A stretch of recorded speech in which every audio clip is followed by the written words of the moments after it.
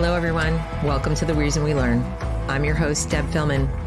At The Reason We Learn, we aspire to be part of the solution. The purpose of this show is to take a good, honest, potentially painful look at the way kids are being educated. We know we can do better, and this is where we'll talk about how. Let's learn something.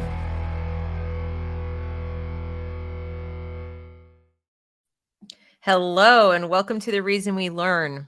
I'm so glad you've joined me here today for another great show with another great guest. I learned so much from my guests, and I hope you do too. And that is why I hope if you're new to this channel, if you've just come across it, you will subscribe to be notified when I interview more people and make more content related to improving education in America. If you are interested in being part of the solution to that crisis, I hope you will do that. And please like and share this broadcast with other parents and other people interested in education so we can get the word out and get other information to them than they might be seeing in the mainstream press. So today I have a guest who is going to introduce himself because he's very involved in a lot of different things and I could do it, but he's going to do a much better job. So without further ado, please welcome Jake Wiskerchen. I hope I'm going to say it wrong. Did I butcher it? Did I totally butcher it? Wiskerchen. I'm just going to let you twist in the wind on that one. Everyone have a good laugh at my expense. I said I wasn't going to do sound effects, but I have to do the sad trombone. They're all laughing at me now. That's good. That's fine. We all have a good laugh at Wiskerchen. So, and you just told me 2 seconds before we started, and I still butchered it. Okay. It's hard. How are you? Yeah, I'm good. Thank you. Thank you for the little dopamine burst there of laughter. I appreciate that. Always good to start. Always good to start these things with a laugh because what we tend to talk about on this channel is not so very funny. No, it's heavy stuff, and I appreciate being on because I see some of my favorite people dance across the screen there in the intro, and I like what you're doing, and I'm glad to be a part of it. It's really awesome.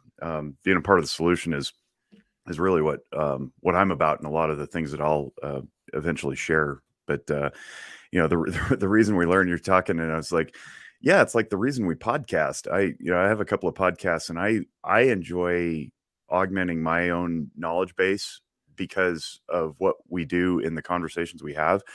It's made me such a better individual, and it's made me so much more humble in knowing that I'll never know everything, but there are people out there who know about things that I don't. And I now, because I've connected in this way, have an hour and a half conversation with them. And then suddenly you're able to email them or DM them or text. Sometimes we become good friends. And I love this podcast thing. And I'm really glad to be a part of this community. It's really a neat way to get information out in a long form that I think people are craving these days. I think we're tired of the 8-minute sound bites on mainstream media. I think we're tired of being told to digest things in pre-packaged ways. I think we want very desperately to be given things whole cloth and be allowed to make our own sense of them. So anyway, yeah, the reason we podcast. The reason we podcast. Yes. All of that is so true. And I'm glad you pointed out that these programs and the conversations we have are as uplifting sometimes as they are disturbing. So as difficult as it is to wade into the muck of this material, when you find people like yourself or, some of my other guests, it makes you realize there are so many really bright, engaged people out there who want to make things better. And it's just wonderful. But please help the audience know who you are, what you're doing, how you're part of the solution, et cetera. Yeah. So I guess, so I live in Northern Nevada, born and raised here. I'm 5th generation Reno. And by trade, I'm a marriage and family therapist. And I own and operate a company called Zephyr Wellness, which does outpatient mental health counseling. And then I wear a bunch of different hats in the community. And I sort of always have since I was a teenager. I've always had many irons in the fire and multiple interests. And I kind of tend to run at a little higher RPM than I think most people are comfortable. But if I don't, then I think I wither away and shrivel up and die. So one of the things that I do that's relevant to this particular conversation is I am involved in the board of directors for a local charter school that I helped form and found a few years ago. I was actually chair of the committee to form, and then I was chair of the board once we formed. and recently just stepped down into a different position, but I'm still on the board. And then I also chair the foundation for the school. So, in Nevada, when you open a charter school, you're literally opening a school district. So the board of directors for a charter school is tantamount to the board of trustees for a school district in the traditional sense. So I like to joke tongue in cheek and say, I got tired of the education system in my area, so I formed my own school district. And it's not quite accurate or true, but it gives a sense of confidence to other people that they can, if they want to make change, they can. So that's one hat that I wear. And then another very significant area where I spend a lot of my time is with an organization called Walk the Talk America. And what Walk the Talk America is, it's a 501c3 trying to bridge the gap between firearms ownership and mental health care access, because gun owners are skittish and suspicious of people like me in my profession, largely because they don't understand counseling. And who does, really? I mean, our profession's done a really poor job at advertising what it is we do. And so we've lived in the shadows for a really long time. And also alongside that, gun owners have been given a messaging that mental health practitioners are going to take the rights away. So we're trying to demystify what counseling is and invite firearms owners in to get help for when they need it, so that they don't end up taking their own lives with guns. Because if you look at the pie chart of quote unquote gun violence in America, most firearm deaths are suicides by about 60%. So if you really want to move the needle on this so-called gun violence issue, you really need to address the mental health aspect of it, so people aren't diving into pill bottles or alcohol bottles, or watching their marriages crumble, or failing at parenting, and then taking their own lives. And then the flip side of that coin is our organization is trying to train up practitioners so that we can have more competent conversations in a more fluent language affiliated with firearms culture. And those courses are good for continuing ed credit in most cases. Two of the first three parts are available on our website for free, and you can go check that out at wtpa.org. That's walkthetalkamerica.org. And we do a lot of other stuff, just trying to bridge the gap, trying to get more people care without fear of rights restriction or reprisal. So I had to come out of the closet as a firearms owning practitioner, and that incurred a little bit of snark and blowback and furrowed eyebrows. But I was happy to do it, because now I've seen the ripple effect of the last 4 years that I've been involved in the organization, and people really are getting help that never would have otherwise before, and it feels really good. So I do a lot of stuff. We talk about a lot of things, but I don't know, wherever you want. I think that's so important, though. I'm so glad that you're doing this, and I'm so glad you mentioned about how firearm owners are skittish about therapists.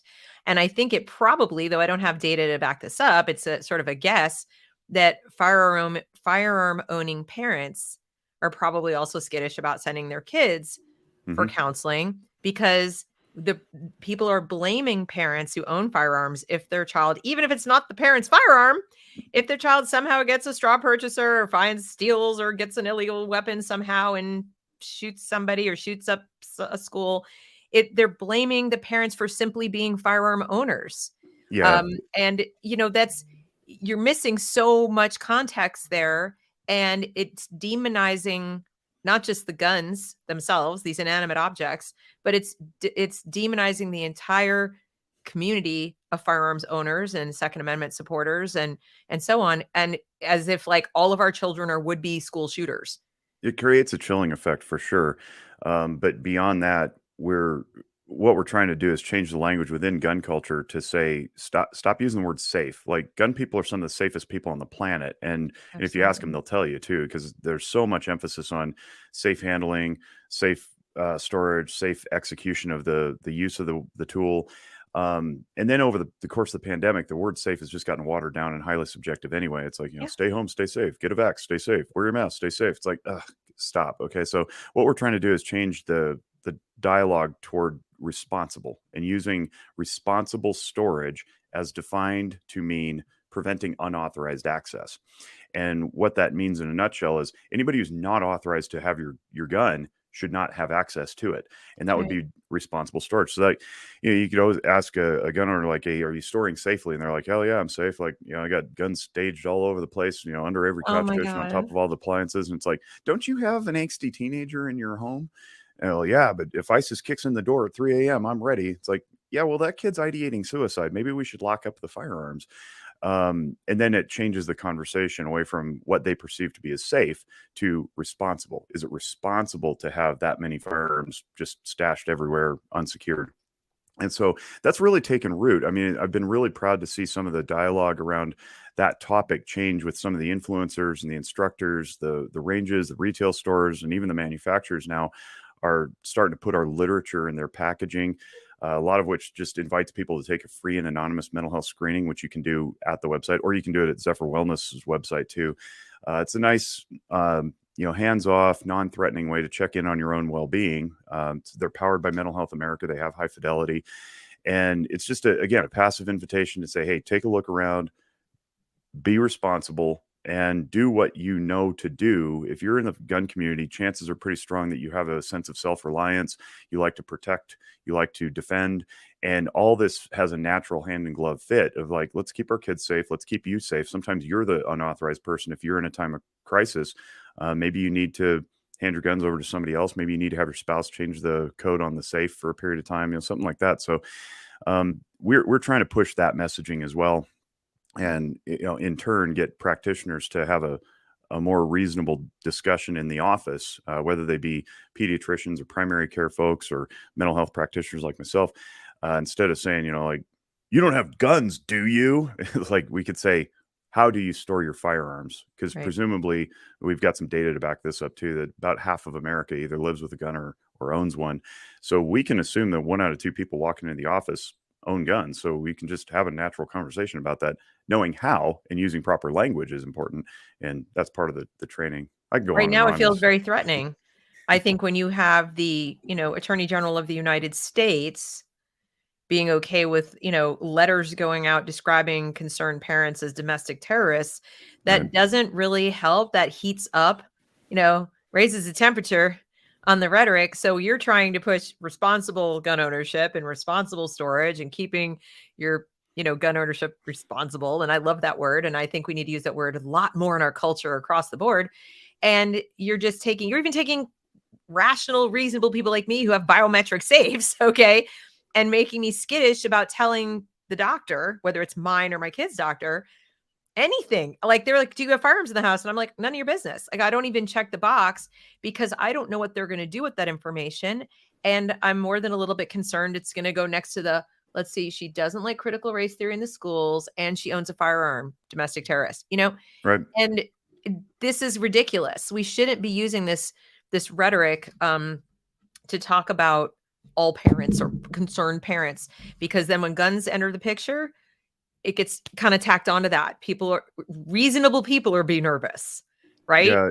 Well, That's and not good. alongside that, we have policies that are being implemented, like so-called red flag laws or extreme risk protection orders. And although Walk the Talk America doesn't take a policy position on most of the stuff, what we try to do is educate to the negative outcomes, the unintended consequences of these policies when they go into effect. So right now, I forget the count. I think it's like 21 different states have some sort of red flag law in the books, and most of them say they're mirror images of one another, and they say something to the effect of, in a time of crisis where there's a threat present to self or others, a law enforcement individual or a family member can file a petition with a court so that the deputies can come and take your property, which has all sorts of problems. And I'm not going to get into that. You can watch me opine about it on the training videos. But the idea is that the back end of that is it sends a message to gun owners not to be honest about their ownership. And that has a chilling effect on people coming into care, like I mentioned earlier. And now we have data to support that out of a study that was done in New York State. Now, New York State has the SAFE Act, New York SAFE Act, which is an acronym for something that doesn't mean what it pretends to mean.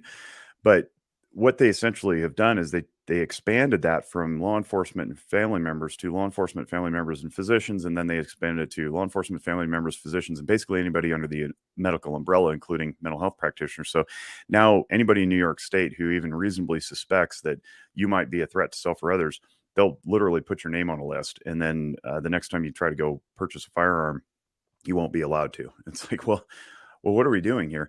And what we found out through this research is that, and these are overly conservative estimates too of the numbers, but about 20% of New Yorkers own firearms. 9% of them would actively resist care or not come into care because they're afraid that their civil right will be taken. And that equates to about 288,000 New Yorkers who would just not go get care. And remember, that's a low estimate. Counterbalance that with the number of reports that have been filed, which is like 16,000. So it's like, let's pretend that every one of those reports resulted in a life saved, which we know they didn't because there's some sort of like 4 to 6 week lag between the time it gets registered and the time they make contact with the individual saying, you're not allowed to purchase any more guns or whatever. It's like, where did the exigency go? If this is such a high critical time of need, we probably should have acted in that moment, not a month and a half later. But just the numbers alone say that you're keeping people from care, which means they're probably getting worse, which means you're probably having an unintended consequence of actually more deaths than you're saving. Right. So the whole thing just doesn't make sense. And now I've caught wind of Washington State is going to expand or wants to expand its ERPO law to include mental health practitioners too. So this fear of gun owners coming into care thinking that their rights are going to get taken is legitimate. I wrote an article some years ago for Walk the Talk America that said, was literally titled "Counselors Cannot Take Your Guns." Like, I don't have some bat phone to .gov that I can just pick up and like steal your crap. But now it's increasingly more true. And so I have to walk back that article and say, well, sorry, I was right then. I'm wrong now. So we just need to have other people push back on this and educate that whatever help they think they're bringing to the pie chart of gun deaths is probably actually resulting in the opposite. And that's just, it's dangerous and it's frightening. I may be deeply cynical, but part of me wonders if this is an unintended consequence from where we sit, but people who are writing these bills are so anti-gun that I'm not 100% sure they mind in the near term that it actually increases the violence as long as it's gun owners. In other words, as long as it can further demonize gun ownership, further demonize guns, it's kind of like one of those, Machiavellian, the ends justify the means. And I know that sounds absolutely awful. And there are probably people listening to me going, you really think that? And I think to myself, well, not on mass, but I think there are some individuals out there. I know I've encountered some of them one-on-one when I bring up points like the one you just made, where I hypothesize a given individual and say, now imagine you're this person, or imagine they have a child in the house who's, getting bullied and so forth and so on. And they're afraid of taking the kid to therapists. They're afraid of going to therapists. They're afraid their guns will be taken away. Maybe it's a single mom. It's very often a single parent, you notice. And she's worried and she has her firearm to protect from an abusive ex-spouse. I mean, there could be or she's suffered violence. She lives in a terrible neighborhood. There are some legit reasons that people would be truly afraid and think they're more unsafe if you take their gun than if they keep it. But maybe there, things going on that they're not familiar with responsible ownership, or they're just so consumed by fear of the outside that they don't see it in a clear way. And what you're doing with your new acts and your laws and all your narratives about how she's the bad guy is so unhelpful that could lead to this kid picking up a firearm or, going and taking her gun or doing something. And you need to think about that when you write legislation. And I've actually had people say to me, like, you got to break some eggs. Yeah, that is dark. And I think that you're probably correct in that there are some people in certain circles who will whisper amongst themselves what you're saying. But in my experience, the overwhelming majority of people with whom we've contacted, including people from groups like Moms Demand, Students Demand, the Bloomberg folks, that just the people who are out doing the work, right? Wearing the t-shirts and wearing the buttons and blogging on social media, whatever. When we present that, what you just shared, the Kendra Geronimo is a name that just popped in my head. She's a big supporter of ours. She survived sex trafficking. She's got a documentary out about her. Fierce Second Amendment advocate, firearms owner. She fits that mold. And when you introduce somebody like Kendra to these folks, that it's like they have to reconcile the cognitive dissonance of what they thought the caricature was of a gun owner with this highly diverse population that includes things that they never considered and demographics that they, in other circles, they say we care very deeply about, right? The disenfranchised, the minority populations, the people who are in low socioeconomic status, like they can't just go out and pay for a background check to hand their guns over in a time of crisis. They don't have the money. They don't have the access. That talked to Maj Toure in Philadelphia. He's like, there's no gun stores or gun training facilities in the inner city. And you talk to people in the Black community and they're like, this is intentional. This is by design. You see shirts that say all gun control is racist. And there's a very clearly articulated series of steps historically that lead to that conclusion. And it's really easy to follow that thread. So when you start to present this to the people who are like, well, you know, I'm a gun owner, but I only care for, you know, six round capacity. So I think nobody needs an assault weapon, right? And like, okay, well, let's consider this other situation that this other person encountered. And they go, wow, I never really thought about that. So that ends up being the overwhelming majority of the people who get educated about this. They go, I just didn't know. And I'll take myself for, you know, as an example. I've been a gun owner my whole life, but until 2019, when I joined up with WTTA, I was never into the culture. I wasn't in the community. Now I went to my first SHOT Show in 2020. And as soon as I walked into the convention hall, I was like, now I get it. Now I get what they're talking about. It all clicked. The diversity, and not just ethnic diversity. I mean, diversity of interests, and it's not just don't. The Second Amendment isn't for hunting, like, right? And the Second Amendment is there to restrict government from infringing on our God-given rights. It's so learning about that changed my mind drastically. I own an AR-15, but I was like, nobody really needs one of these things. It's like, it's not about need. It's about the right. And so I had to change my mind, and watching other people change their minds is pretty cool, because it allows us as an organization to walk into any environment and say, we're just trying to save lives, man. And we just happen to think the more lives get saved through not rights restriction and instead through education than through restriction. And we got like 11,000 gun control laws in the books, and they clearly aren't working. You know, suicides keep rising. So let's look at the evidence. It's not working. Let's try something else. Let's try, you know, education. The problem with that, however, is it's not politically expedient, and nobody's going to run for office every 2 years in whatever position they are holding on the pretense of just stick with me. In 20 years, you'll see the effects, right? They want something they can dangle in front of their voters and their constituents to say, look at this thing that I passed. Never mind that it doesn't do any good, but look at this thing that I passed. Send me back. So we've got to change that narrative too, about the political expediency of root cause mitigation. And very, very much it's the same in education, right? We can't be looking at, you know, 6 months from now. We got to be looking at what are we going to do for the generation, and how are we going to attack that at its root? Exactly. And, you know, since we're on the topic of guns, and then we've sort of touched a little bit on kids with suicidal ideation, and, you know, there might be, you know, responsible gun ownership can protect them, and also protect any other kids that might be in their sphere if they decide to go out with other people, which seems to be an issue. I'm going to ask you a question I've asked some of my other guests, and they've had different perspectives on it. What do you make of the common denominator of school itself in the so-called school shooting? So in other words, everyone goes to the gun and or gun ownership, right? And the Second Amendment. They immediately go to the implement used by the student, who obviously, I think, and I'm not a clinician, you are, I think has some psychological distress. Something is going on psychologically, probably been lurking for a long time. They probably needed treatment much sooner. Okay. However, we don't see this in the summertime. We don't see this at, you know, with this age range, K through 12. Okay. We've seen some public shootings with a little bit older groups, whatever.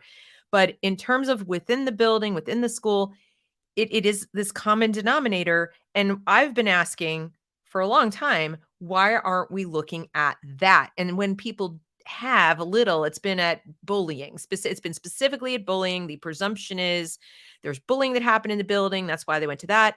I have this gut instinct. It's a little bigger than that, but I don't know. So I'm curious if you have some thoughts on that. I do, and I have research that I can't seem to pull up because my email is glitchy right now. But so let's take this in the following order. All right. So when Walk the Talk was founded by Mike Sodini, who is the founder and president, it was because the two cultures stood across this self-imposed chasm of, you know, tragedy strikes, one side blames the gun, the other side blames mental illness, and nothing happens, and everybody moves forward with a big collective shrug, right? And there's lots of hand wringing and pearl clutching. All right, so he says, well, we got to do something about this, and we are the doing something. That's, somebody must do something. It's like, Right, we're of doing course. it, right? Right. Initially, he thought he could just throw money at mental health, quote unquote mental health, whatever that looks like, because he didn't know. He's not a mental health guy. And later, he realized in talking to some of the pretty heavy hitting researchers in gun violence that it's not the mass shootings. Mass shootings account for about 0.3% of all gun deaths. And I'm going to let that sink in. 0.3% of all gun deaths, whereas suicides are, pushing 2/3. Okay. So how do you tackle that? Mental illness. Okay. What is mental illness? And then we get into a discussion about diagnosed or undiagnosed. And a lot of times you can see the mass shooters, which these things make the media because they're sensational. And I'm not saying they're sensationalized, which they can be later, but it's pretty sensational when somebody takes a bunch of people and kills them at the same time. Like that's wow, right? So of course it's deserving of coverage. What's not getting covered is the tens of thousands of people every year who take their own lives privately. And that number far outweighs the mass shootings. Okay, but let's dwell on the mass shootings for a second. And what's the popular trope that gets trotted out? No prior diagnosis of mental illness to the individual who perpetrated the shooting. Well, yeah, they weren't in care. You got to be in care to get a diagnosis. But let's set that aside and say, doesn't mean he wasn't sick. Doesn't mean he wasn't ailing. So how do we address that? You got to get to the bottom of it. And what's at the bottom? Broken homes. You had Adam Coleman on. I'm sure he talks about this too. No two-parent homes. And I'm not saying single parents can't do it, but let's be honest, the attention is spread thin as it is. Yes. And then you take it into schools. What are schools teaching? I'm a big fan of data-driven education. I'm a big fan of data-driven lots of things. But at some point, we also have to remember that there are individuals who are little tiny humans who are still developing, and we can't just turn them into cogs in a machine. And I think that's what education has done for the last 25 years or so, ever since the No Child Left Behind Act was implemented. So maybe it's 20 years now. And we've forgotten that we should be individualizing education. We shouldn't need an IEP. Everyone should be individualized. And that's how it was when I grew up. I mean, the teachers paid attention. They knew what students needed what, and they could accelerate the ones who needed acceleration. They could slow down the ones who needed slowing and get them extra resources and so forth. So I think in a broader sense, the way that we've sterilized the approach to education has caused a bevy of problems, in addition to fractured families. Now we're overlaying it with something I'm sure is a favorite topic of yours, which is social and emotional learning. All right. So the school has now become the proxy for the parents and teaching things like what is emotional functioning and how do you interact with your peer group. We used to do that in the home, but now it's been outsourced to the school. We've outsourced food to the school. We've outsourced all sorts of things that should have otherwise been done in the home. And the problem is the curriculum that has wandered into the school setting is very, very poor at best and sometimes sinister. And so my brief cursory overview of SEL curricula is that most of it is just grifting opportunists who don't do it well. Emotional functioning happens to be my bailiwick. I've been teaching it for a really long time. And I have a whole video series that's available for free on the Zephyr Wellness website where you can learn your 10 core emotions. It's all research-based, and understand why your brain is doing what it's doing in response to environment. That's true emotional functioning understanding. What's passing for emotional functioning is something very mercurial, watered down, and uses imprecise language. And when we're communicating imprecisely about our emotions, we're not communicating at all. We're talking past each other. So now, not only are the parents not doing it, the school is charged with doing it. It's not doing it appropriately, and it's making things worse. Now overlay that with social media. And not to go too deep into the rabbit hole of social media, but we know now from lots and lots of research done by people like the Center for Humane Technology, humanetech.org, if you want to check that out. They are the ones who produced the documentary called The Social Dilemma, that social media itself overwhelms the brain in a way that's developmentally inappropriate for children. I used to, 2-3 years ago, I used to have an opinion that there's probably a equal chance of benefit versus detriment to social media and kids being on it. Now, you can't convince me that there's any benefit whatsoever to social media for children under the age of about 18. And, 18. I'm dead serious about that. Like, I don't even think your kid Wow. should have a phone until they start driving, because then you can use it in emergencies, right? They're far away from home. They need to connect to somebody. There's no more pay phones, right? So like, get your kid a phone when they start driving. But parents will often ask me, they're like, oh man, I scare them with a bunch of stuff. And I say, it's not unintentional. Like, I intentionally want to shock people out of their complacency and say, look, your kid's diving into stuff you can't control and you're not looking at. And if you're not parenting your kids, somebody else will. Who is it? How many of them are there? So then they go, well, what do you think's appropriate to, what age is appropriate to give my kid a phone or allow them a social media account? I said, when you're ready for them to look at porn. Yeah, I've heard that before. And the problem that I have as a parent, and I'm sure it's the same as a lot of parents watching, is that either we didn't know about all these dangers, or in other words, I think we always knew we didn't want our kids on social media, but about the phone. Okay. So either we didn't know, or they had older siblings who were wait, like, oh, you don't get the phone until a lot of people had used to say 7th grade, 8th grade, like middle school age, right? For safety, we were told. And so then when the older kids got it, it was kind of like, oh, well, now they have it. It's like the cherry's been, Yep. and then we had the problem of the schools. If your kids were in public schools, and at the time mine were, after a divorce, like my plan originally homeschooling was no phones, my kids didn't know how the TV worked, but for the DVD player, and they didn't even know where the controller was until they had to go to public school. Like, they were like, what? We watched that movies. That's what it's for. Didn't know. So definitely no phones, no smartphones. Now, after the divorce, you have split homes, and this is the case for a lot of families. You got to communicate with mom or dad. You don't want to even the whiff of somebody preventing them from using the phone. So there's pressure to let them have the phone, or the other parent gets them the phone, even if you didn't want them to have the phone. And it's a whole other conflict now. I'm hearing this from literally hundreds of people. Yeah, it's So everybody knows kids now. have the phone, and who capitalized on it right away with Class Dojo and Cahoots and all these things? The schools started not just saying it's okay for your kid to have the phone in school, but your kid suddenly needs to have a phone in school, because in order to do the things, they give them the Chromebook. And Yep. even if your kid doesn't have a phone, they've got a Chromebook with school VPN, which they can dial in from home. So it became this almost like you're trying you're trying to put water back in the fire hose. Yep. Like, it's crazy. And then what happens is you get somebody like me, who I know this is all happening, and I'm like, I can't rein it in. And I have a kid who I think is actually my youngest, very responsible with her use of her phone. She's got straight A's. She's homeschooled now again. She's doing all the things. I see her. But I would like what you're saying. I would like her to not be on Snapchat at all, even with her little tiny group of friends. I would like her not to be on Instagram at all, even though she shows me it's only her contacts. I would like her not to do any of this stuff. Definitely not to be using Sims, which I only just realized is like a terrible thing. But once they're doing it, now you've got I don't want to lose my kid, and I'm right there in that crowd. I don't want to alienate. I don't want to over control. And the narratives out there are, if your parent is cutting you off and saying you can't do this, whatever, or says, I know I said yes, but now I say no, your parent is an abuser, your parent is emotionally immature. I mean, thanks, internet psychologists, telling kids there's something called an emotionally immature parent. And guess what? Any parent that has anything other than Carol Brady responses to everything is an emotionally immature parent.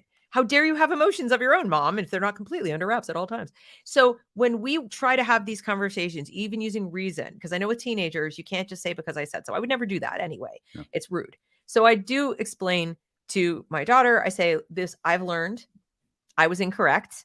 I didn't realize some of these threats. We now have brain research. I explained to her, but I'm still told, I get it, mom. And I appreciate your concern. Smart kid. I appreciate concern. I'm responsible. I understand the risks. I would never do this, this, and this. Here's my safety protocol of what I use. I never talk to strangers. I don't do this. I don't do that. And by the way, that doesn't appeal to me anyway. Don't worry, mom. And I'm like, okay. Now, I hear from parents all the time that are having these conversations. They're not all out there going, get off the social media. I'm your domineering parent. They're trying to do the right thing, but they're still meeting with kids who are like, yeah, I hear you, but no. Now you're in the unenviable position of having to go and literally physically take something away from a teenager that they have gotten used to. And of course, COVID didn't help and all that. And we're at a loss. We're like, what do we do? Yeah, I agree with you on the. This is why I said education over restriction, right? You don't just reach in and turn off the internet for your kid. They'll find another way, just like everybody finds a way around the law. So, Exactly. so you educate, and if you're a believable, credible human being, you'll be listened to. You've walked the earth longer than they have.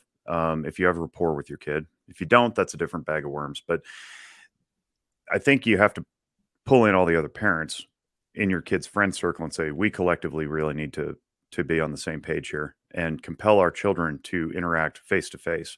And that's part of what I talk about in the emotional functioning stuff is neurologically, we don't connect well through devices as well as we do face to face. And evolutionarily, our species didn't evolve without facial recognition and mirror neurons so that we can communicate accurately with one another. And we're losing that ability. Why are fertility rates dropping? Well, a lot of reasons, pollution maybe, but but like it's largely because we're self-isolating and diving into the metaverse, and that's acting as a proxy for actual relationships. And then we get into actual relationships, we don't know how to navigate them. And that includes business relationships. When these kids graduate, they go into the workforce, they try to get hired, and they don't know how to conduct themselves in an interview. They don't know how to show up on time because you're actually having to face a human being, much like I had to face the bullies on the playground. Now I get bullied online and I don't have any recourse. So there's a shame guilt component here too, that again, if you watch videos, you'll see this, but something I didn't mention, 2 years ago when I filmed the series that came to me some months later is that shame as its neurological necessity communicates to our brain that we fail to meet somebody's expectation, right? And this is necessary to regain our position in the tribe. If we violate the order of the tribe because we failed to do something that's required, shame kicks in and says, you messed up. Guilt says, go make it right, because you don't want to get kicked out of the tribe because you might die. You can't live on your own. Well, now technology has allowed us to live on our own in isolation, which is not good for human productivity and interconnectedness. So here's the problem, though. If your tribe, quote unquote, and I'll put that in air quotes for the listening audience that can't see me, if your tribe looks like everyone, now you've got an endless shame guilt cycle that says no matter what you do, you must be right with all. And that's not possible because everybody's got different, ideas about things. So much for coexist. Right. So guilt kicks in and says, backpedal, apologize for the opinion that you had. And then somebody else comes in and goes, well, that's not a good opinion either. Pretty soon you find yourself really unmoored, bouncing around as a mirror off of everybody else's desires and proclivities and beliefs and values and worldviews. And you don't know who you are because your tribe looked to be everyone. It's not everyone. Tribes are not supposed to be thousands of people or hundreds of people. They're really supposed to be like dozens. Think neighborhood, like who's important to you, your collective circle, right? So your kid may have safe friends on her, social media or her devices, but how connected is she? Is she having intimate discussions with them? Is she able to be vulnerable with them? Is she able to be vulnerable with anybody? And neurologically, if your brain doesn't practice vulnerability for a long period of time, you don't know how to do it when you grow up, and then you don't connect, you don't get married, and you don't have a family, and you just dive into proxy relationships.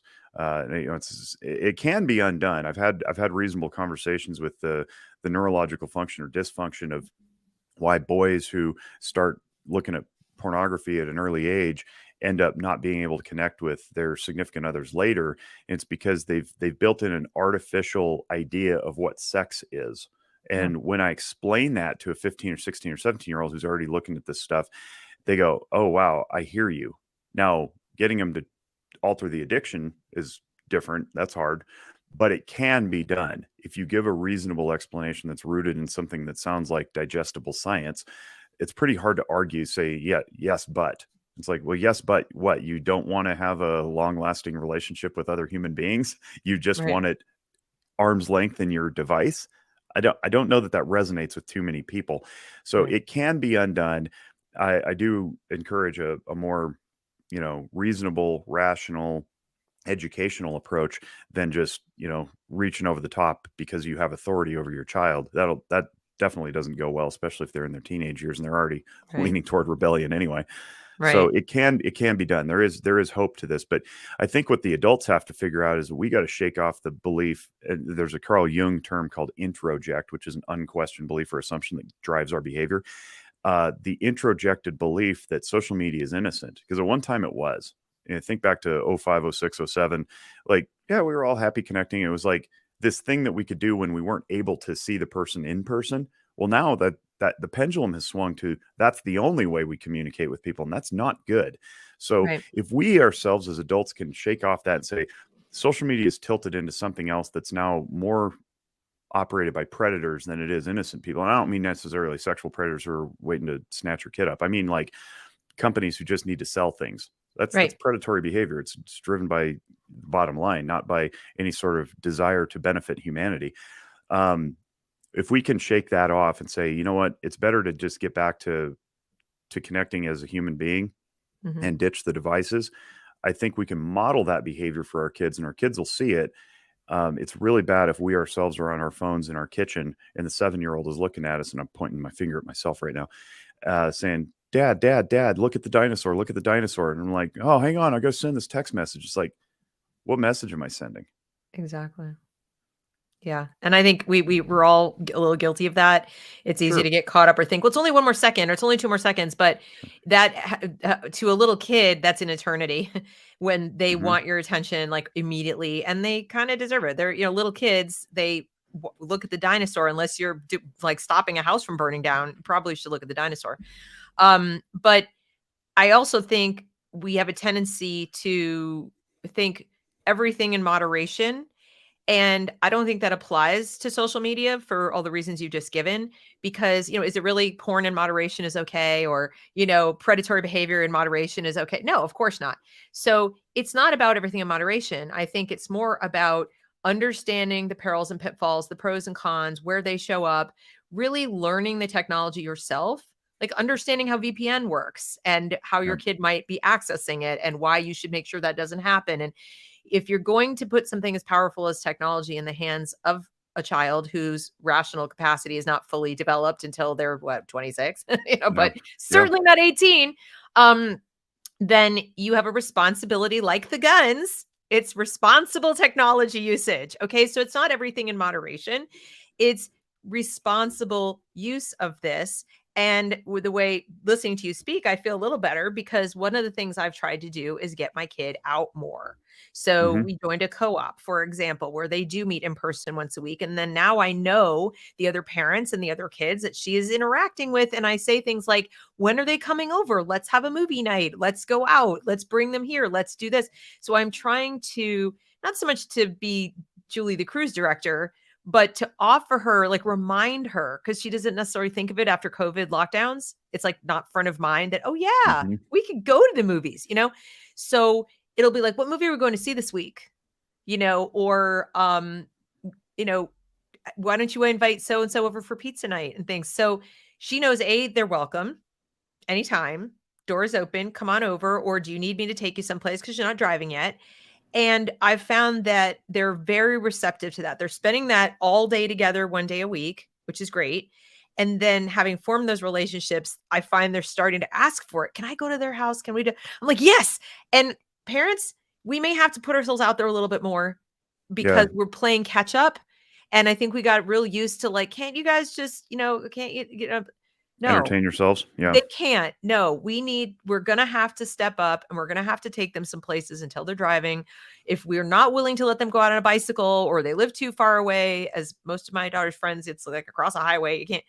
You're going to have to make the time. And I would say try or carpool or work. I've done this where I've gotten with some of the other moms and said, I really would love for the kids to get together, working all week. Can we trade off? Can you, do it this week? We have to relearn how to build community. We adults, I think, fell into some patterns of losing that. And what it does, and I've encouraged my audience who want to homeschool, I've said, first, before you pick curriculum, build community. And this Yeah. might be hard for you. You're going to have to like be uncomfortable a little bit and maybe reach out to people you don't know very well. But when your children see you doing that, when you're modeling that, that's social emotional learning. They're Yes. watching mom or dad make that phone call to the person they've met one time, say, hi, just wondering, they're watching you make friends, they're watching you evaluate this, and that's how they're going to learn. And I think be more inclined to do it too. So that gives me hope that, okay, because I'm not going to do the reach over and take it away. I'm just not.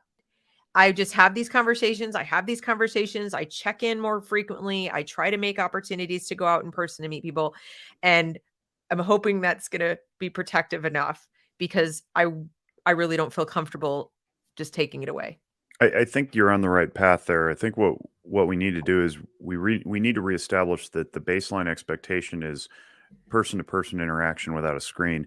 And what's happened is it's gone the other direction. I'm old enough to remember that when technology was a bonus, it A was a luxury. privilege, right? And Total so luxury. it's Yeah, like when you were done with your homework, then you turned on the TV. exactly. And our default was to go outside and play baseball with the Koosh in the front yard, or ride bikes around the neighborhood, or go build a fort at the abandoned lot. And now that's more the exception. And we need to restore that the default is human interaction and the exception is the technology.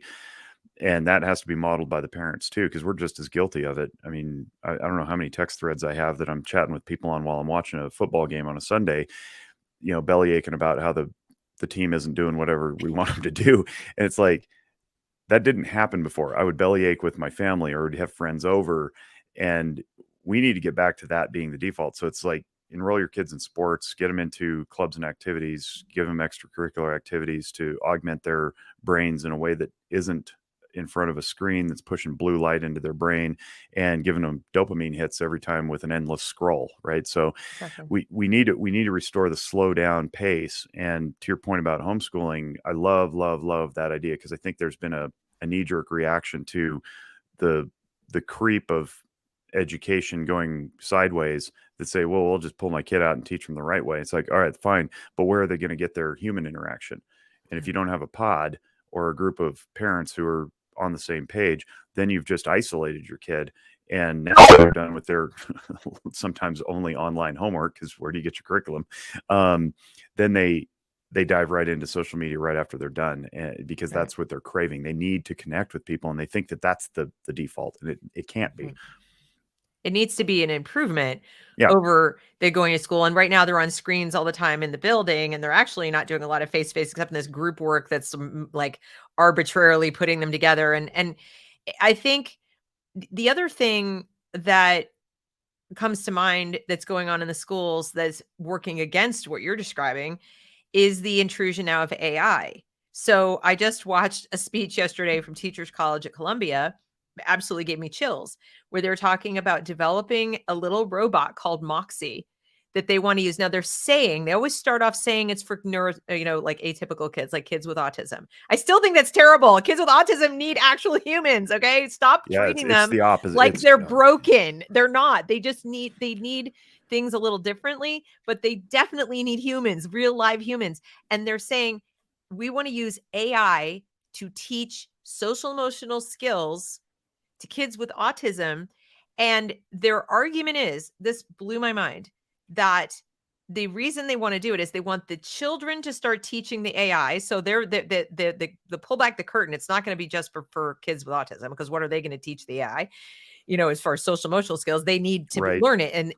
But they're saying that because AI is automatically racist already because of the logics of colonialism in the AI, so they want to now use our children they want to teach the children this ideological curriculum.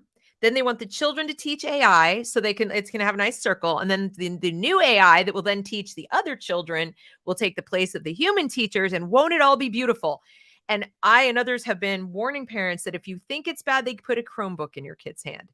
And now they want your kid to bring a phone to school for Kahoot and for Class Dojo and to fill out surveys and to be constantly connected to your child 24/7, even behind your back, and send them to websites where they can have other mysterious adults, like at the Trevor Project or whatever. Now they're going to have your kids talking to AI and have AI talking back. And they're telling you that your child can learn social emotional skills. You, being a person who's taught emotional skills, this is your thing. Please help me. I'm not well versed in this. Can you help me explain to parents why this is not a good development? My gut tells me it's not a good development, but what's the actual clinical reason it's not a good thing? It's not a good development because you're taking the human component out of it. And peel back the layers a little bit more. They didn't just stumble into this because it was somebody's good idea. It was because somebody had something to sell. That's right. So, it's like we just upped the Medicaid reimbursement rate for applied behavioral analysis here in Nevada about a year plus ago, and everybody cheered and celebrated. And I said, all that's going to do is generate more autism diagnoses so people can bill for it. And the real problem is that ABA therapy is great for a lot of things, and people have pigeonholed it into autism treatment, which is unfortunate. But ABA therapy is awesome. The problem is insurance companies will only pay for ABA treatment for autism. So we can't even send it into the home of some kid lagging behind in whatever they're lagging behind. Nope, got to have an autism diagnosis. So watch for the explosion of autism diagnoses, and then watch the commercials that hit our TVs about the frequency at which kids are being diagnosed with autism. It's like it ain't in the food. it's neglect in the home that properly shepherds their children into understanding what their brains are doing, such that they end up with autism-like or autism-esque criteria to meet in their behavioral presentation. So somebody's making money off of this somewhere.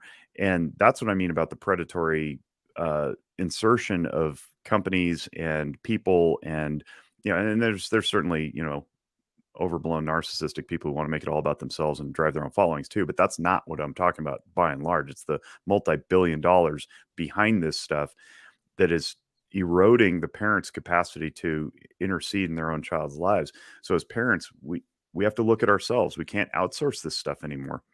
Got to look deep within ourselves and say, do I have the capacity to set good boundaries in my own life and say, I'm off the device. I'm out of work. I'm now present with my family the other hours of the day, just like we did 30 years ago. And I think that with the cultural push to achieve and inflation, and we need two parents with both with great incomes and the spiraling costs of everything, it's the pressure to continue that chase, I think, is overwhelming our ability to prioritize child rearing. There's the problem. The problem is we look at this and we go, yeah, it looks good, outsource it. And we've forgotten altogether what delayed gratification means. We've forgotten patience. We don't know what enduring distress looks like. We don't know how to tolerate distress. And as long as somebody is out there with a company that sells a product that makes things faster and easier, instant gratification is going to rule the day. And what are we losing? We're losing our humanity. There's the problem. Well, what's creepy to me too is you'll see people involved in education take a truth like that. And that is true. When most of us can see just with the naked eye, this is happening. And then they'll give you a prescription for a solution that actually makes that worse. So like this AI thing or like these SEL programs, now they'll talk about, for example, our kids are not very resilient. Okay. They aren't able to deal with, delayed gratification or discomfort. Then in the next breath, they'll tell you that they're going to put your kids in situations of discomfort that are not real life situations of discomfort. Like, I'm sorry you failed that test, that you didn't, whatever, you actually can't read and you got a poor grade and let's work on that or something. And I'm not saying grading and punishment. That's not what I'm saying. I'm just saying, like, we have to level no grades, no red ink, we can't have that kind of discomfort. We can't make the coursework too difficult. We have to make it more accessible. We have to make it relevant. We have to make it so we're sort of wrapping them in bubble wrap with certain kinds of things and then saying, and you have to sit with this other kind of discomfort. And the kind of discomfort that they're putting our kids in is not discomfort that any rational person, I think, would say is appropriate for children. Like, here, look, it's important, little kid. Get, desensitized at a very young age to graphic pornography in your school library. Or, maybe you were born in the wrong body. What are your pronouns, 6-year-old? Your parents assigned it to you. This is what you can change your name. Here's a closet to dress up in other clothes. This is very uncomfortable for a child whose entire identity at that age is wrapped up in, my sex and my family. Like, that's basically all I know. I got here 5 minutes ago. So when somebody throws a monkey wrench into the only kind of identity you actually have at this point, because you're busy building it and you will be for the rest of your life, and says, decide. Wait, I thought that was decided already. That's a kind of discomfort that actually makes them like, it's really disturbing. And then they're saying, well, they need this for resilience, while not for telling them to read, not making them uncomfortable with things they actually need to be anti-fragile about and tough, work through, like interpersonal relationships. My 10-year-old was told you have to be friends with everybody in the class. Little boys following her around, like her second pair of underwear in her face constantly. And she's like, please go away. She gets called to the counselor's office and told that she's being selfish and mean. She wasn't. She just didn't want to hang out with this kid. We love everyone equally here. We're friends with everyone here. So she had no boundaries. We said, Me Too generation, but not you. You don't get to have boundaries from this kid. And so instead of saying to the boy who was complaining, is she calling you names?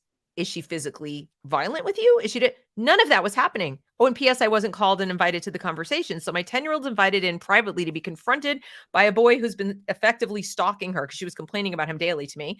And she's called on the carpet that she's the problem because she doesn't want to be friends with him. That's discomfort that they're saying my child needs or other people's children need that no, they do not need. So they're inverting everything. Yep. And it's completely backwards. But parents here, your children need to learn to deal with discomfort. They need to become resilient. And most parents out there in America go, I agree with that. Right. They need to be resilient. They just are using the word and using discomfort in a totally different way.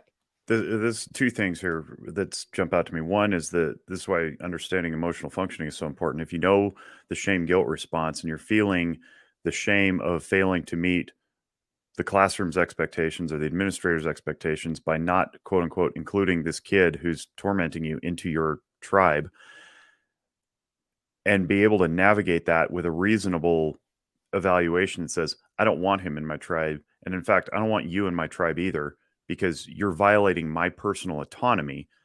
If we don't have the courage to stand up to that and say, I'm off this treadmill, I'm not going to do your shame guilt loop in perpetuity just so you can manipulate me into doing what you need me to do, then we're on our heels, right? We need to be able to say, no. Oh, huff, huff, huff. I'm going to shame you more. I'm going to call you names, right? Okay. The bigotry of low expectations is not just for Black people and other ethnic minorities. It's for broader society when the people, children in this case, who are no longer held to a standard are shamed into conformity, right? Yeah. So that's a problem. The other problem is when you erode somebody's internal values, anchoring, ethical mooring, spiritual affiliation, or anything else that's big and robust and gives a lens and a matrix through which you interact with the world. When you erode that to the point that they don't have any anchoring and they are unmoored, now they're adrift, and they're adrift to the biggest storms that blow, and the biggest storms that blow are going to win. They're always going to win because they can leverage the shame and guilt to make you do things out of this false sense of identification with the people who you think are your tribe, but are just simply using you.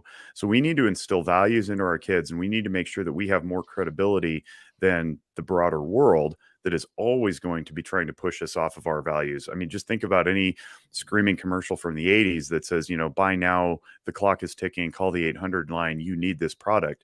It's like, oh man, I really need that product. Wait. What was my expectation? I'm setting aside my savings for retirement. I probably shouldn't squander it on the set of glass bowls or whatever it is, right? Now extrapolate that so it's everywhere.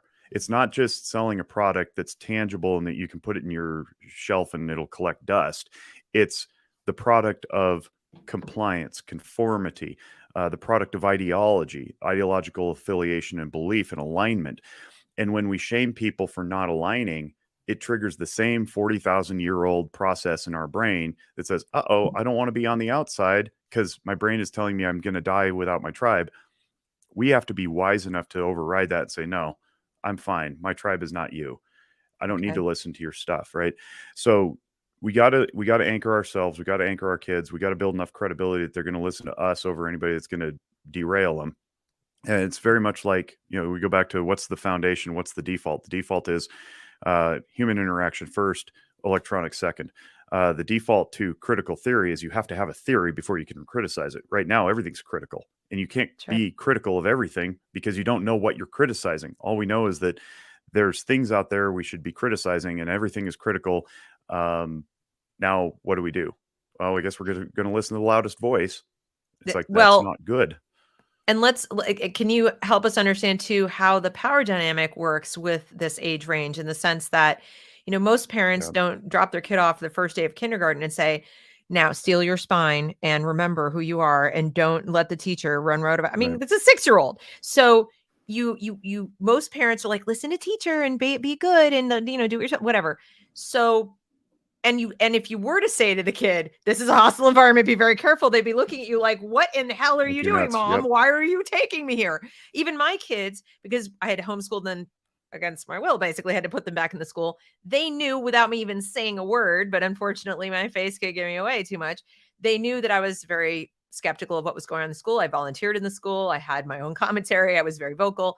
So they were not oblivious to how I felt was going on in the school. And they would tell me, they say, Mom, we agree with you, but it's really awkward. It's very uncomfortable. So I've shared this experience with other parents to say, I know you want to fight this while your kids are in the school, but please be mindful of how that's affecting your children.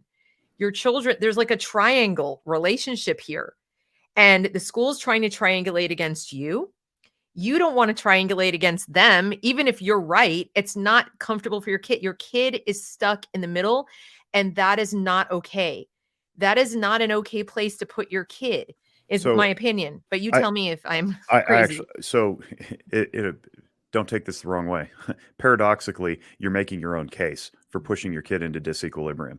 They actually need that. They need to feel that tension so they can grow through it and come out the other side healthier and stronger and more robustly. I think back to... I didn't stop doing it, but I felt really bad. And I just wanted parents to be aware that this is happening, so they can't just brush it off. Like, I don't want anyone to be like, you're fine.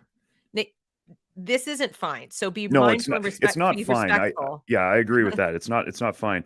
But if your values are going to come up against something that you disagree with at the school, then what we do as parents is we continually examine what's going on. We have to have open lines of communication, and we keep reaffirming what's going on in the kid's brain. Say, that's not right. That's not right. Well, they gave me detention. I remember when I got in a fight in 7th grade, I got detention because a kid attacked me and I punched back. Now I got a half a day. He got 3 days, but it's like, that wasn't right. But you know what? I went back the next day and hid in the library like I did every day during 7th and 8th grade to avoid getting beat up on the playground. That wasn't right either, but it made me stronger. That is true. In the long run, it made me stronger. What my parents didn't do was say, well, you know what, just tuck your chin, go along to get along. Now, I ended up doing that anyway, which was not great. But in retrospect, had I had something apologize for the other kid along the way, that would have been problematic. Now, I understand too that the pendulum has swung too far, where we're more afraid of the bully than we are giving a consequence to the bully, right? 100%. So I think back to, like, who were the ostracized groups in school when I was growing up? Kids who really knew themselves well. Mormon kids. They were, I mean, they didn't participate in certain things. They had certain beliefs, and they continued marching in their LDS faith, right? I think if we can instill that kind of strength as a community in our kids to stand up against some of these very strange pressures, that they will return to the home and go, yeah, I know school's weird, but I'm there to learn, right? Okay, so your social group gets a little smaller. That's fine. That's literally what I'm saying, is like, keep your tribe small. Have 5 to 12 really good friends, and you don't need to be friends with everybody. I don't care what the school says. What the school is pushing onto these kids is not reasonable. It's not even achievable. That you're going to be friends with everybody? No, it's not. Like, we literally don't even have the bandwidth to maintain those relationships, right? Welcoming. Yeah. But increasingly, the academics, I'm doing air quotes for those listening, are being set aside explicitly. It's not just, quietly being done. Yeah. We are hearing that with all this mental illness and all that's going on with our children, after COVID, they're using COVID as an excuse. We need to focus on social emotional learning and healing. They're making schools into a place of healing, not learning. And they're actually saying something that I believe is not true. But again, not being in your role, perhaps you can shed some more light on this. I do not believe it's true that you have to be completely healed before you can learn. I don't think, first of all, school is or should be a healing place, because you can't possibly have a standardized healing program. That's completely ridiculous. But even if you could manage to individualize your healing for everybody with teachers as clinicians suddenly, or even staffing it up with licensed clinical social workers and counselors, it's not a prerequisite to be perfectly healed by the state school standards to learn how to read. So Well, I they're think diagnosing everybody as sick, yeah. and they're claiming that they can preemptively prevent mental illness by coming into the school, making it a place of healing. They will capture the kids who are sick and they'll heal them, and then we'll learn someday.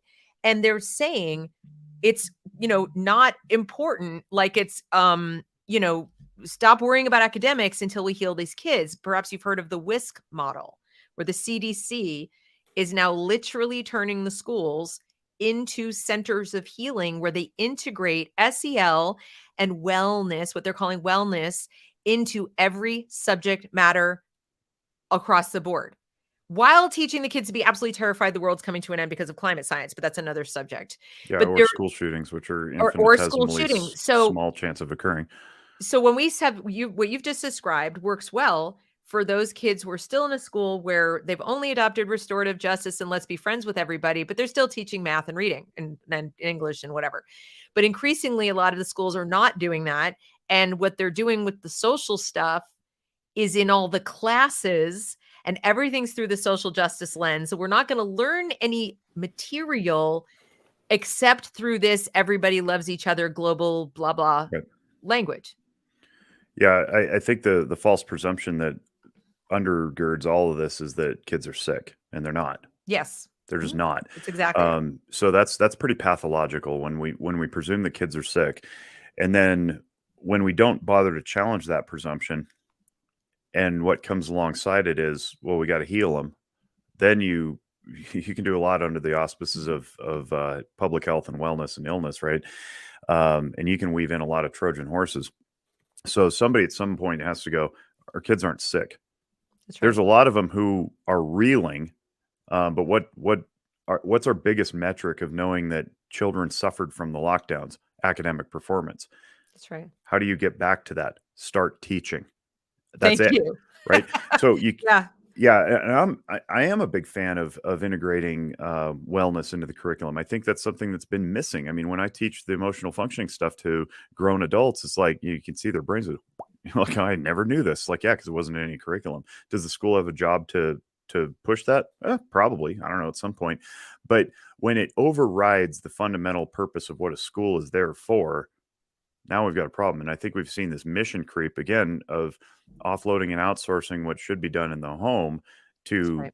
the schools. We see it in police work too. I mean, cops are asked to be all sorts of things that aren't law enforcement. What are they supposed to do? Enforce the law. They're not supposed to be social workers. They're not supposed to be resource people. They're not supposed to be counselors. They're not supposed to be paramedics. But yet, you take the metaphorical belt that they wear. It's like, used to be like gun, badge, billy club, handcuffs, like, and then keys to the handcuffs. Now it's like, what's on the belt? It's all sorts of things. And then we have the metaphorical belt behind that physical belt that says, all right, you got to wear all these hats. And I saw this guy racing down the road and he's scaring people. Call the cops. It's like, all right, well, yeah, there's probably a law to be enforced there. But now we're asking our cops to be social justice warriors too, and right all the wrongs, and it's burning them out.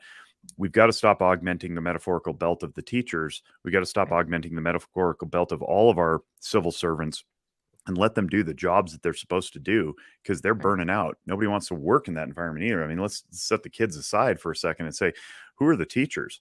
Because by and large, teachers are good people who want to educate children. Now there is an argument to be made for what's happening in the colleges and universities with the infusion of this ideological stuff that's trickling down.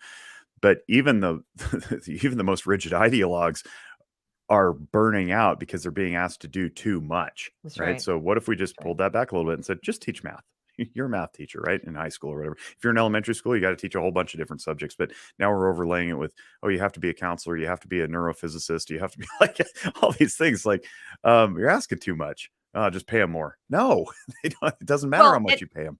When you make jobs that like cumbersome and complicated and impossible to do, you, as you point out, people burn out or people leave. People who understand it's ridiculous and inappropriate will leave. They already have choices. They'll go somewhere else, right? The best will leave.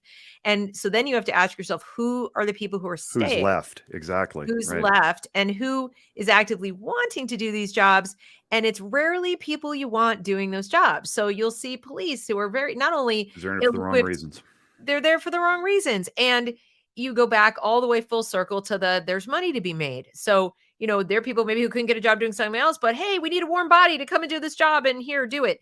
And that's why parents are saying, how is this person can't even punctuate a sentence properly. They're teaching my kid English. I just got this email and it's illegible, but they're the teacher. Like, well, who did you expect you would have after all the good teachers said, I'm not doing all of this. I don't want to be their mommy. I don't want to be their doctor. I don't want to be their counselor. I don't want to be all these things. I just want to teach English. They leave. So I think it's really important.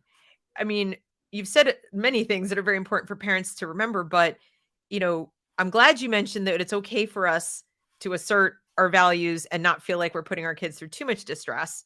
But I do still think that parents are under the gun because they can take our kids away. And it's really important to understand that if you go to school board meetings in some of these counties in the United States right now, and you protest too loudly about some of these books that are in the library, I've known parents who've gotten visits from, Department of Social Services. I've known people who've been threatened by the school. I personally, when I started complaining too much at the school my kids were attending about what was going on with some of the curriculum stuff and some of the social stuff, I purposely said, well, maybe we'll have a talk with their dad. Because as I understand your custody agreement, that's not all up to you and and this kind of thing. I'm like, whoa. That's amazing. Where is this coming from? So they're getting really, for lack of a better word, ballsy with how they enforce their ideology or their programs. Or remember, there's a lot of money attached to some of this too. They don't want to lose. So whether it's financial incentive, whether it's ideological, it kind of doesn't matter. Parents are there saying, I want to stick up for my kid. I want to do something, but they're leveraging the fact that they are run by the state and the state has power and they've got all these little strings they can pull to get you off their back. And what parents are finding is that if they go in and say, I'm going to defend my kid and I'm going to show my kid what it is to speak up for our values, they could very well be putting their parenting at risk and their kid at risk. And then kids have reported back saying, I faced retribution in my class, Mom, because you were complaining at the school board meeting. Yep. Yeah. And I mean, this if this isn't curable through voting, I think that the only solution is parallel economies. And if this thing gets too hulking and overgrown, it's just going to collapse under its own weight when enough teachers leave, enough parents pull their kids out, and we tap into the private sector, because the private sector has way more money than the government sector. I don't care what anybody says.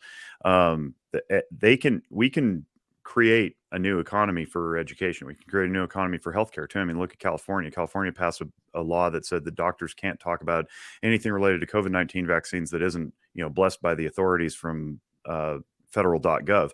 And there's an injunction filed against that law right now, but the state's going to push back, and who knows where that goes. But that's an imposition on freedom of speech within the medical community to advise patients as they see fit based on emerging research. And what you've done is you've codified a law permanently in the state of California, if this is upheld, that says you don't get to do emerging research anymore, right? It's static, that you can only talk about what the blessings from CDC have determined that you can talk about with your patients. So what has to happen?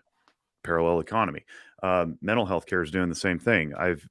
The American Association of Marriage and Family Therapy, which is the Association for Marriage and Family Therapists.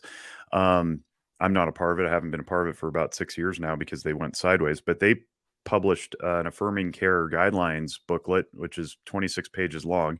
Our whole ethical code is 11. That essentially says, you're not allowed to argue with your patients when they come in and say that they're ailing with something. And this happens to be LGBTQIA plus affiliated, but it's a very easy step to say parents who come in and announce that their kid has ADHD, I now can only treat the ADHD, and I'm not allowed to argue back because then I wouldn't be quote unquote affirming. Why is this a problem? Well, because the associations influence the ethics. The ethics are embedded into law. The licensing boards make you adhere to the law. If I run afoul of the ethic, which is in law, I lose my license. So what do? Parallel economies. Somebody out there is interested in paying me to give them deep counsel and insight, separate and apart from whatever the ideologues are trying to make us do.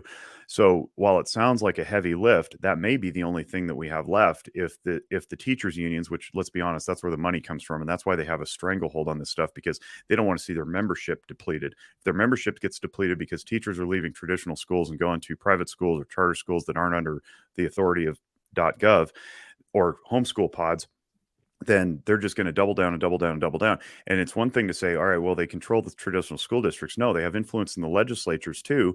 And in the legislature, they run things like departments of education at the state level.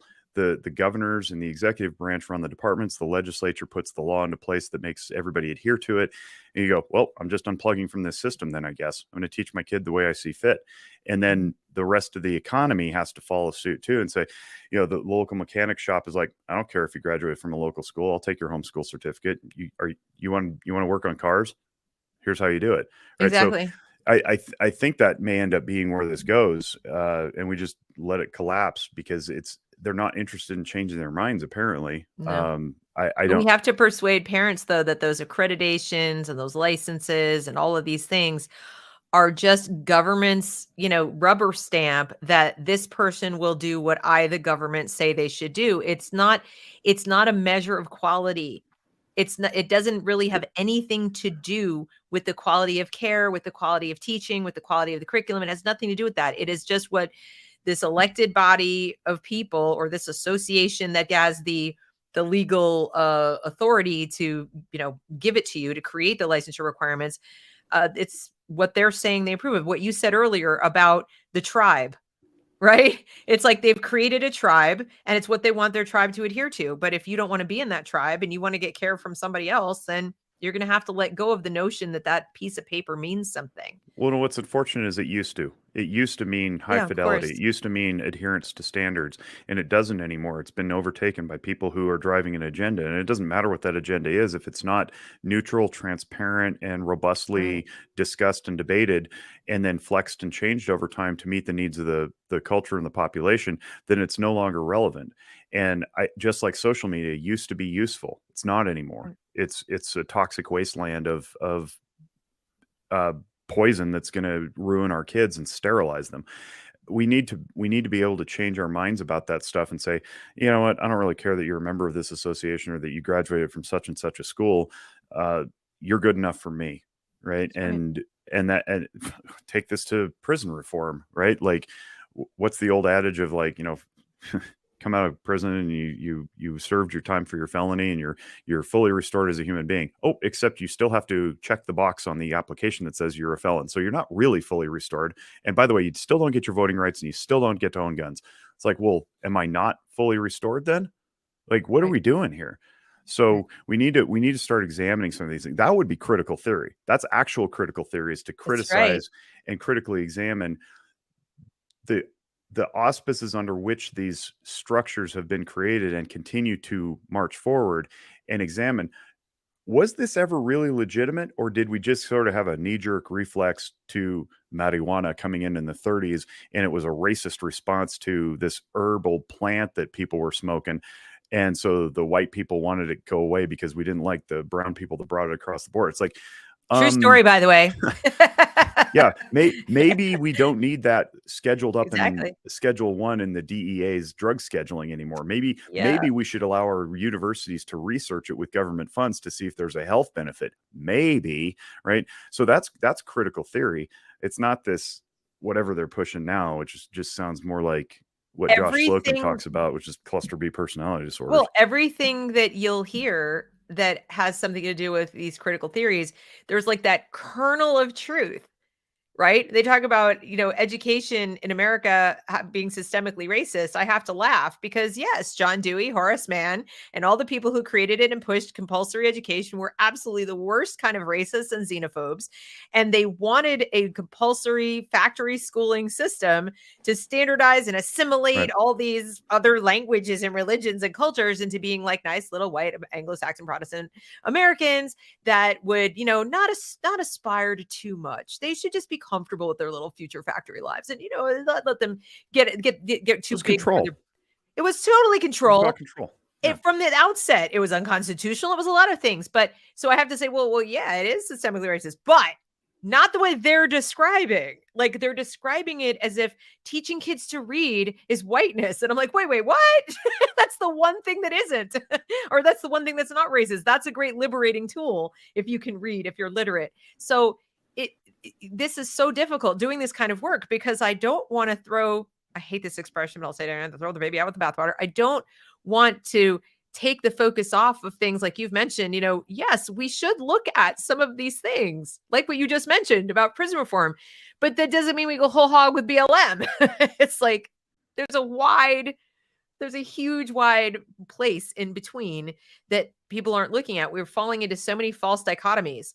It's like whether you're on or off. If it's good, then it's all good. And like, no, no. And frankly, if I'm just gonna analyze this, I don't think there's a big they conglomerate. I think we can No. precisely point it at people who are in positions of power and have reasonable conversations with them and help them to understand a different perspective.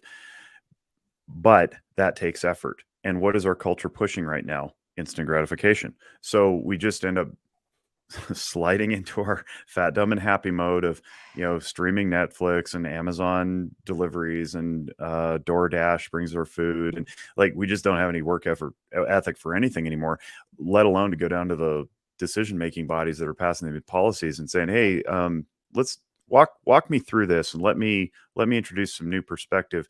I think you might change your mind. Because more often than not, if you have a reasonable conversation with an individual who's in a bureaucracy, they go, I had no idea, because they're wrapped up themselves in their own jobs. I mean, I've had great success changing policies all over, but man, it takes a lot of work. And in some places it takes more work than others. You've probably read up sure. on Loudoun County, Virginia. I mean, some places it's so entrenched to the point where people have built their identities. I mean, quite literally, they've built their identity on this ideology, on these pedagogies, on these policies. And so when you try to approach them, they feel personally attacked. It's not, Absolutely. You're not attacking the policy, you're not attacking the pedagogy. It's like my identity's wrapped up in social justice, or my identity's wrapped up in being this party or whatever it is. And even when you're really kind and you're saying, look, I'm sure you want the best for the kids, and you try to meet them where you both agree and we both have the same goal, but this policy, there's been a barrier that's broken between who people are and what opinions they hold. And I don't think that's recent. I think that happened a while ago. Can't pinpoint it exactly, but that's it's been going on for a long time. And that's one of the things I teach in the emotional functioning video series. I do this little thing where I hold pens in my hand. And if you're watching on the YouTube, you can see this. I'm holding a pen loosely. It's an expo marker, and it's just rolling around in my hand, in the palm of my hand. It's like, well, let's pretend this pen is my idea. It's about my idea about something. If I hold it loosely, then anybody can come in and say, hey, Jake, what about that red marker? Oh, let's talk about the red marker, because I'm not tied to it. It's just something I think. But if we make the mistake of conflating what we think with who we are, and we grab it very, very tightly so that we can't separate my ideas from myself, capital S, self, then what ends up happening is when the idea gets questioned, my brain registers it as a threat to me. And then I get a very limbic defensive response to that. And I will respond in kind, usually with, angry lash outs or something. So I encourage everybody to hold their ideas loosely, because if you borrow a page from my good friend and mentor, Christian Conte's book, he's got several books, but one I recommend called Walking Through Anger. Everybody should read it. But yes, I'm reading it. Oh, good. Yeah.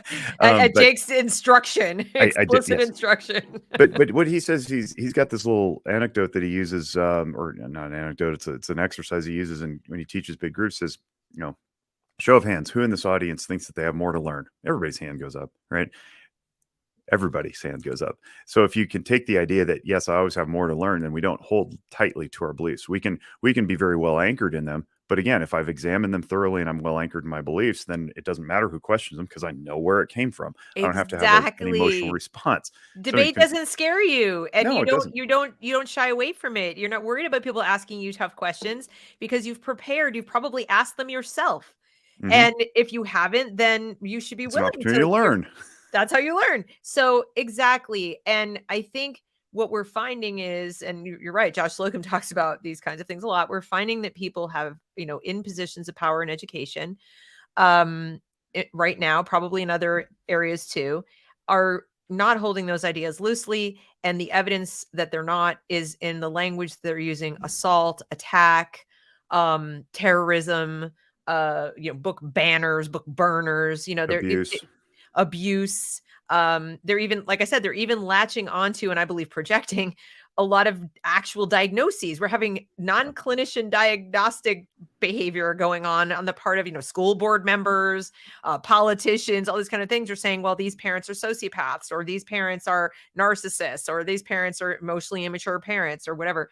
And you see it a lot also on the internet, where you'll have people out there saying, if your parents did X to you, that means they're this. Yep. And I get so frustrated because I think the people who write that stuff don't understand how many children, teenagers in particular, are on social media, and they see it's, like you said, instant gratification.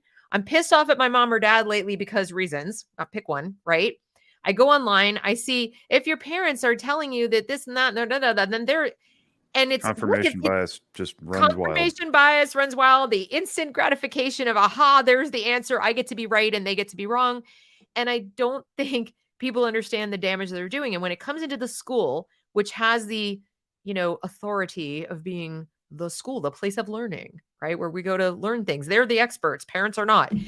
I think it doubles down. Kids, and even some parents who consider themselves non-expert, like, I don't know education. They come away feeling like, well, they must be right, and mom and dad must be wrong or ignorant, and I better listen. And this is how you end up with parents saying, well, I guess I should affirm, or my kid will commit suicide, or I guess I should do this, or they'll take my kid away, or I guess Well, I that's should do that. emotional hostage taking, which again, Yeah. why we need to know our emotions really well so that Jeffrey Marsh isn't out there, with his millions of followers, and our kids like, well, how many followers do you have, mom? Like, I don't know, I'm too busy working to put food in your belly. I don't have time to go recruit kids into my. I at least have an answer for that. No, I'm kidding. Joking. It'll never be as much as Jeffrey Marsh, and that's really disturbing. But thankfully, my kids look at Jeffrey Marsh and think exactly what I think about Jeffrey Marsh. So that's good. I'm happy about that. But you're right. What counts as authority these days is not what was authoritative when we were kids. And I think we need to be aware of that. So what do you recommend that parents do you mentioned your videos on your website. I'm going to put that up again because I do think it would be great for parents to go there, watch the videos, because how do you do a better job? Well, you fix yourself first, Yeah, right? you got to know yourself. You got to know yourself. I did an interview with Moms for America, and they put up a little clip today on social media of me saying kind of exactly that. Like, first job is to sit down and have a chat with yourself, get to know yourself, your values, your standards, and really, really dial into that. And like, remember what you thought about when you said, I'm going to have children. Like, why did you have children? What was the point of all of this? You need to really be connected to that. We've been pulled out of ourselves, and we're like outsourcing everything, our morality, our parenting, all of it. So I think watching the videos that Jake has and doing the work on yourself to figure out if you've got your emotions, where they need to be, and you have that knowledge, is going to help you. But what else? What else can we do? So a little asterisk on that. I want to put a caveat on self-examination, and it's not to scare anybody. It's just to align expectations with reality. When you start looking at yourself, you're going to have to push yourself into disequilibrium. Disequilibrium requires vulnerability. Vulnerability is scary because it comes with risk. Risk of what? Pain. You might have to let go of some beliefs. You might have to look at yourself and look at something that you didn't like. So those are, blind spots and whatnot. But if you know emotional functioning, you know that you can tolerate that fear, push through it. The world's not going to end. And then you can honestly self-evaluate without being scared to let go of maybe some of those beliefs you're holding too deeply or too tightly. Right. So know that going in, that it is possible, but no, it's going to be scary to acknowledge, like, why did I have kids? Was it out of compulsion because my mom wanted grandkids? It's like, all right, well, be honest with yourself. Now that you've got them, what do you want to do with them? Right. And that's another kind of scary, difficult conversation. But apart from that, the best thing I can recommend parents do is to develop a parenting philosophy. And usually when people come in and they're sitting in my office here, what's your parenting philosophy? I get the trout faced look of like, what parenting philosophy? And I go, all right, you don't know what a parenting philosophy is. That's fine. Go develop one. And I always give them one that as a kickstart suggestion, because I think it's super easy. It's super practical. It's tangible, and it makes a lot of sense. And it also comes from your friend and mine, Christian Conti, who developed the 4 C's of parenting. And it's choices, consequences, consistency, compassion. You can read more about that through his literature, or you can go to his YouTube channel and look up the 4 C's of parenting. It's super, super easy, and it pops right up on his YouTube, which is a phenomenal YouTube channel, by the way.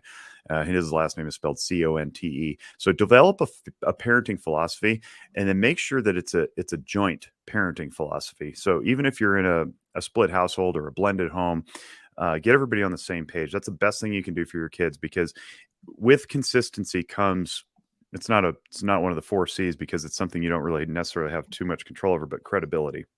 So if you're inconsistent, your credibility erodes, and then your kids tend not to listen to you. But with consistency, if you build the credibility, you build rapport, and then you build the anchoring within your own home, that kids can go out of your home and stand in the storms of life when they blow, knowing that they can always come back and be welcomed in and know what's expected of them and what to expect. So I think a parenting philosophy is critical, and it doesn't have to be the 4 C's. It's just one that gives sort of a structured outline of like what it could look like. But have a parenting philosophy. Reach into your literature, find an ethical, whether it's secular or sectarian, I don't care. Find an ethical platform, find some values. My profession happens to have 5 ethical precepts from which the rest of our ethical codes spring. And I have a video on that, describes all 5 of them. It's called, it's on the Zephyr Wellness YouTube channel, which has one guy on it, me, but Zephyr Wellness has a YouTube channel. But the video is called Seeing Conflict Through an Ethical Lens, or Understanding Conflict Through an Ethical Lens, something like that. And you can find that the 5 ethical precepts, those are agnostic. They're neutral, but it's a good one. Like if you're seeing things through an ethical lens, and you know what those ethics are, those values are, then you have intentionality behind your decision making, and intentionality puts you in charge. So if you know why you do what you do, then you don't have to be rocked back on your heels when somebody asks you, what's up with that? You can reasonably articulate why. So that's what I recommend. A parenting philosophy, preferably in something that you already believe. If you're going to church regularly, draw something from whatever scripture they're pushing in your church. That way it's harmonious. You're not, reaching across ideologies to make it make sense. But yeah, know yourself. There's an inscription over the oracle at Delphi, know thyself. Yeah. And then for those of us parents who, I wouldn't say we don't have one or haven't had one, but maybe like thought we did, but now we're sort of wondering like, maybe I don't, or I need to reestablish this. What's a good way to sort of reassert that or reintroduce that into your life as a parent, into your child's life, without it being forced and or like feeling contrived and so forth? Because especially with teenagers, they're gonna be like, what are we doing now? Yeah, the whole family meeting around the dinner table. Yeah, right. It's kind of like, we haven't done family dinner for a while now. You've let me go off and eat on my own, and I kind of like it. So what are you doing? I'll just go back to intentionality. Think about any leader who takes over an organization for the first time. They have to communicate to the subordinates or the followers or the members what they're doing, right? So we just had a governor election. We just had elections in Nevada, and we got a new governor, and he was installed. And so he comes out and he gives his state of the state address and introduces his budget and all that stuff. It's like, all right, here's the direction, and make it an invitation, not a command. So as the governor comes out, or the president of the baseball league or whatever, you can imagine these things, right? Sure. They come forward, and good leadership sets a tone with intentionality, but it also makes it an invitation. I invite you to come along with me on this journey. And oh, by the way, I also invite your feedback. If your kids are old enough to give feedback, that's awesome. We do a little game called like, I don't want to do this. No, I'm kidding. yeah, there's a little box of cards. I think it's called talking points or something, where you just reach in and you pull out something, and one of them happened to be what what are 3 words that describe your parents? And I was like, I don't know if I'm ready to hear this. But 7 and 5-year-olds are really honest about that stuff, right? That's true. So Yeah. be receptive to the feedback that your kids have. And then of utmost importance, if you have a significant other in the home, you're married, you're indwelling, you're cohabitating, whatever it is, get on the same page. And if you're serious about being a couple and you're going to stay in that couple relationship and you're trying to raise kids, John Gottman's work, I think, is second to none as far as like couple stuff. Pick up a book called 7 Principles for Making Marriage Work. Ideally, you're married, but if not, that's fine too. But the intimacy that's driven through some of the questionnaires that Gottman and his wife Julie, they're really well known folks up in the Pacific Northwest. The questionnaires invite a lot of vulnerability and stuff like, what is your significant other's hopes, dreams, and aspirations? You're like, when's the last time we talked about that? Well, there's actually, I happen to have one of their books right here. Oh, yeah. Yeah. The love This is another little lightweight book that you can pick up. I'm very familiar with them. They're great, where you can go day at a time and do things. So what I love about their work is they make it really accessible and doable, so you don't feel like you have to read a whole book before you can actually do anything. And I think there are a lot of things in here, believe it or not, that are applicable to any relationship where you want to have an intimate connection. It doesn't specifically have to be a marriage relationship. If you want to have a closer connection with your children, I'm reading through some of these and I'm like, you know what? These are questions, some of them, not all of them, that you could ask your kids. These are things you could do for your kids. I'm finding even myself that just taking that time to check in with my teenager more often and just say, like, how are things going? Yeah. I just grabbed off my little shelf here, Zen Parent, Zen Child by Christian Conti. And again, it's just one page at a time, little pithy insights. I just turned to something here. It says, have genuine gratitude for everything you receive. By doing so, your children can witness the gratitude you want them to exude. 100%. Super simple stuff, super applicable, inexpensive. It's like $10 or something. Well, that's been my big argument against SEL in the schools, is that I really think the way that children learn how to treat people and learn about these, social and emotional skills is from watching us. Yeah. And if we aren't doing it, then they're, that's like almost permission not to do it. And so, modeling, and when they're in the school and they're saying, fill out this survey and tell us all the super private information and answer these questions and, let me pry inside your head and let's navel gaze for the next hour. They're violating their boundaries. That's not a good social and emotional skill. We don't want to model that for our children. We don't want to model being intrusive, being controlling. They are. And they're modeling also, I think, a kind of, codependency with this shame and guilt cycle that is also very unhealthy. So I think the whole process of the way they do social emotional learning in school is iatrogenic. That's my new favorite word. If you don't know what it means, it's they're creating the very problem they claim. It's a self-licking ice cream cone for those of us who don't want 50-cent words. Yes, it's a self-licking ice cream cone.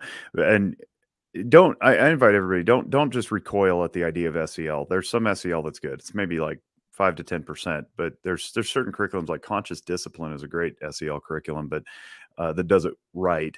But again, it's like 5 to 10%. So we're talking Castle, Second Step. Yeah, I know. And stuff it's just, I'll blame my profession for it. We lived in the shadows for far too long, thinking that we were super special and we were the only holders of confidential privilege or something, that we forgot to advertise. We forgot to tell people what it is we do. And into this void stepped a whole bunch of grifters. And they're not just Talkspace and BetterHelp and Good Therapy and those instant therapy online platforms, which are garbage. And by and large, they're garbage because they're not researched. We don't know if they're efficacious. We don't have any fidelity. There's nothing on it. And yet that's now what stands in for what psychotherapy looks like. Well, similarly, we failed to teach people how their own brains work. And now grifters step into that space too. It's like, oh, kids are ailing. Here's SEL. And it's all just like carbon copies one to the next. So your job is not to just reject it out of hand. It's to examine what your kids are bringing home. And if you don't like it, you have every right to push back. Just like in Oregon now, there's a new law that they're trying to push that's going to mandate this stuff. And Stephanie Wynn, who is another great friend of mine who I love to pieces, she's a marriage and family therapist up in Oregon.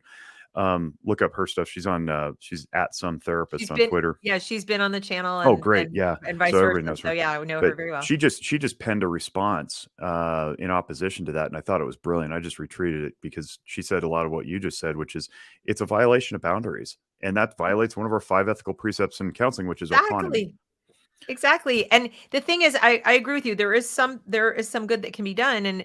But at this point, what I've been reluctantly, advising parents is, when in doubt, throw it out. Like, so in other words, your kid's autonomy and your kid's brain is too precious to take a risk that you're not going to figure it out quick enough.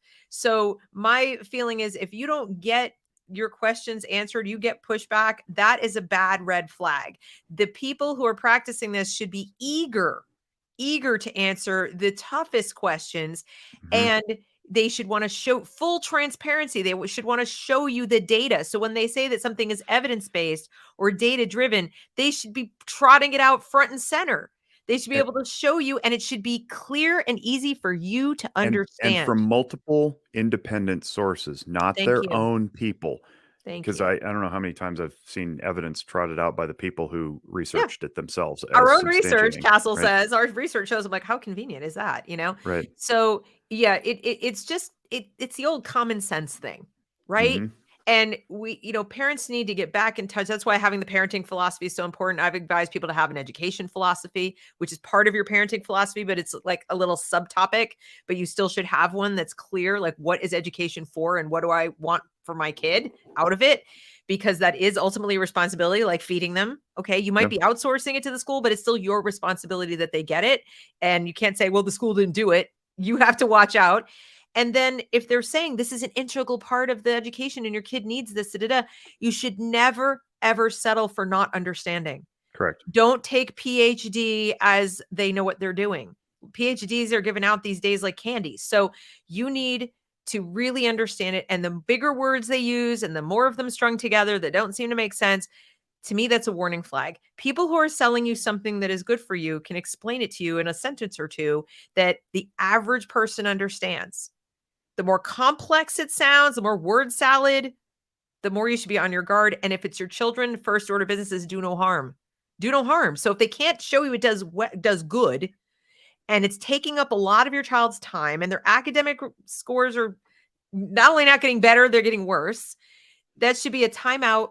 Can we go back to basics, please? Just this, I don't know what this is, but I'll take care into my own hands. I'll get my kid checked out. And that's where people like you come in, Jake. It's like, actual therapists, actual people who know what they're doing, go seek the help that way privately. But I don't know that school should be all things to all people all the time. And our kids aren't sick.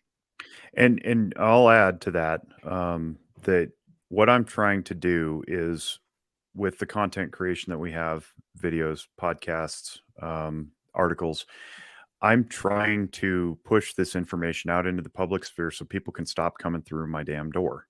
We have enough hurt in the world. I don't need more business. I want to live in a healthy community. And similarly, if an education institution can't just be hands off and say, hey, take this and run with it, it's self-explanatory, raise an eyebrow. I don't want you on my calendar at Tuesday at 4 p.m. in perpetuity, for the same reason I don't want my kid relying on a sole initiator of education to control what they're learning. That doesn't make any sense to me. If it's good and digestible and available to everybody, then it doesn't matter who's offering it, right? So don't take for an answer because we spent a bunch of money and now we're committed to the curriculum.